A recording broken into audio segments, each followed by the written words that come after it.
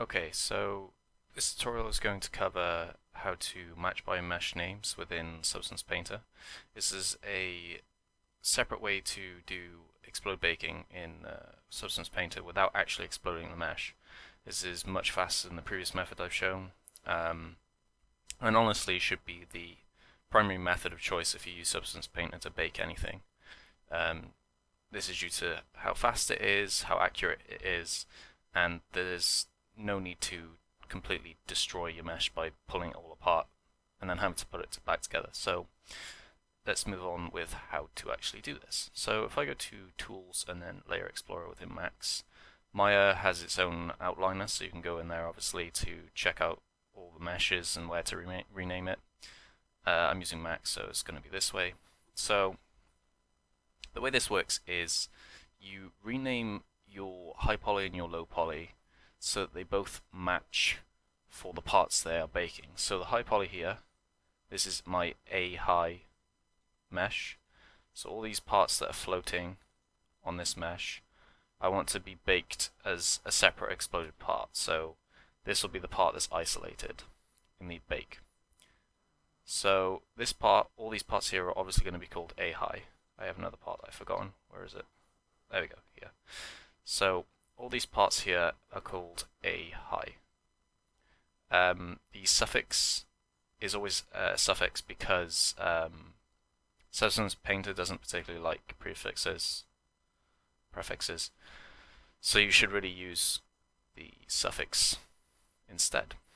And the suffix I'll use for high poly is high, and the suffix I'll use for low poly is low. Nice and simple.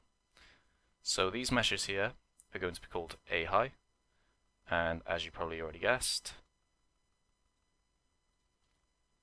these objects, or this one object, because it's the low poly, is going to be called A low.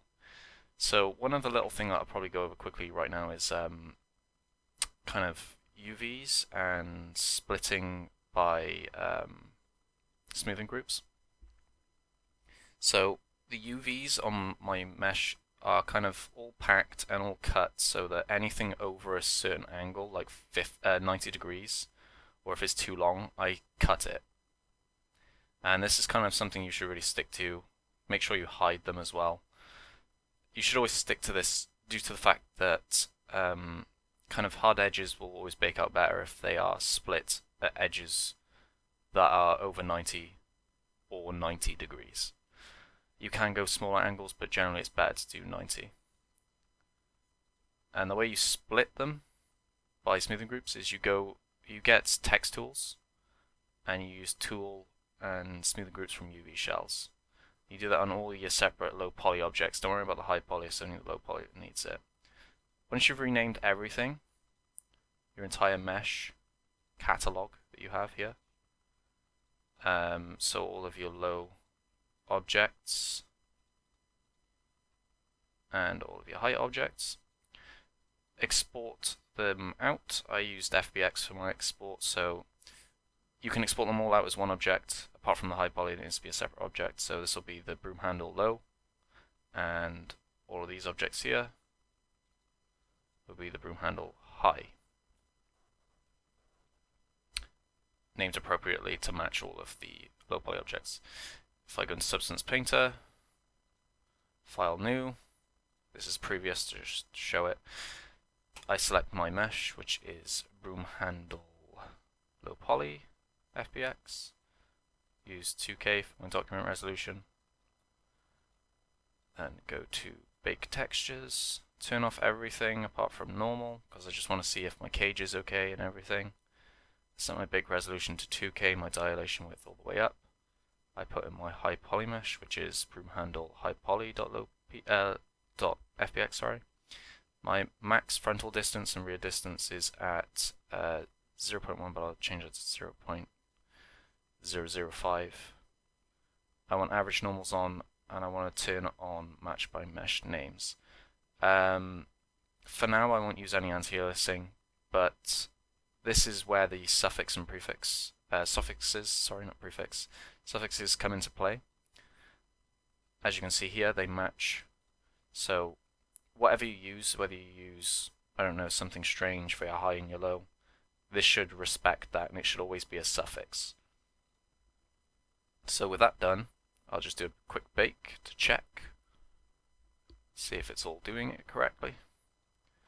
And from this result, it appears to be working perfectly. So I'm getting a nice bake out. I'm just going to throw this, should I use this one, or should I let's use metal sand, just so I can get a result. You can see that it's not applying correctly because we have no thickness map, no position map or anything. So if we turn on everything now, in ID I want it to be mesh ID, because that'll bake every piece that is a high poly that's separate as a separate ID, which is exactly what I want. I don't need to bake my normal again, keep it at 2K for now. Actually, I'll go down to 1K just for the video so it's quicker, and bake. It shouldn't take too long at all. And when this is done, you should see that the smart materials should be acting correctly due to the fact that all of the maps have baked perfectly and flawlessly. So you can see here, I have a perfect result in next to no time, without actually having to mess around with matching by mesh name, exploding, by kind of fiddling about the high poly and low poly. So that's that, and thank you for watching.